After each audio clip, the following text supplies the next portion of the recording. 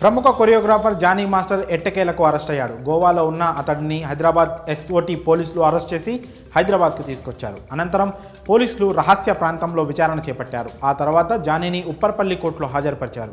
Case విచారణ చేపట్టిన court అతనికి 14 రోజుల జ్యుడిషియల్ రిమాండ్ విధించింది. దీంతో పోలీసులు అతన్ని చంచల్గూడ జైలుకు తరలించారు. ఇదిలా ఉంటే జానీ రిమాండ్ రిపోర్ట్లో సంచలన విషయాలు వెలుగులోకి వచ్చాయి. జానీ మాస్టర్ నేరాన్ని అంగీకరించినట్లు రిమాండ్ రిపోర్ట్ వెల్లడిస్తోంది. 2019లో బాధితురాలు జానీకి పరిచయమైందని తెలిపింది.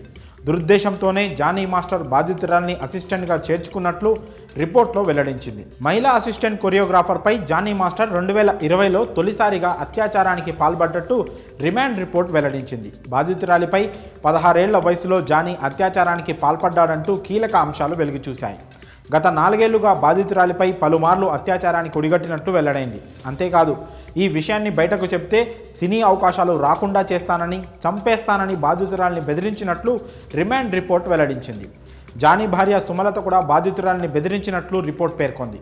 జానీ మాస్టర్ నేరాన్ని అంగీకరించడంతో ఈ కేసు మరో మలుపు తిరిగినట్లయింది. ఇప్పటి వరకు నేను ఏ తప్పు చేయలేదంటూ బుకాయిస్తున్న జానీ పోలీసుల విచారణలో నేరాన్ని ఒప్పుకున్నాడు. మరోవైపు జానీ భార్య అతను ఏ తప్పు చేయలేదని కోర్టులో న్యాయం జరుగుతుందని భావిస్తున్నట్లు వెల్లడించింది. ఇదంతా కుట్రపూరితంగా చేస్తున్న వ్యవహారమే తప్ప జానీ తప్పు చేయలేదని స్పష్టం చేసింది.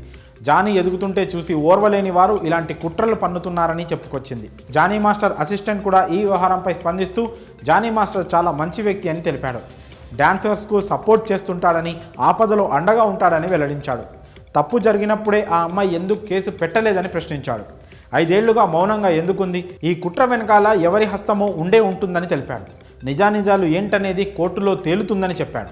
మరి జానీ మాస్టర్ నేరాన్ని అంగీకరించినట్లు రిమాండ్ రిపోర్ట్లో తేలడంపై మీ అభిప్రాయాలను కామెంట్స్ రూపంలో తెలియజేయండి.